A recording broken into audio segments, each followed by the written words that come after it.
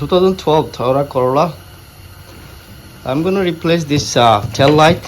See, the light is broke. Let me show you how to replace this tail light. Open the trunk. Then there's a push clip right here. Simply just take the clip off. There's another one right here.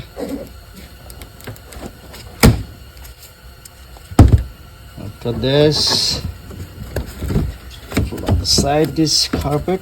Just pull it. So there's another one right here.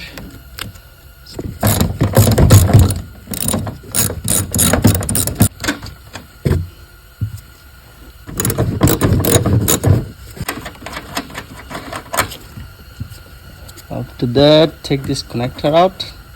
Just push it right here. This off. There's another 10mm bolt right here on the top. Let's take this off.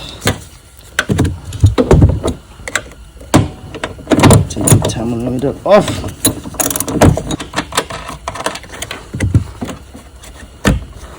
After you take the 10mm off, see, it's coming out easily.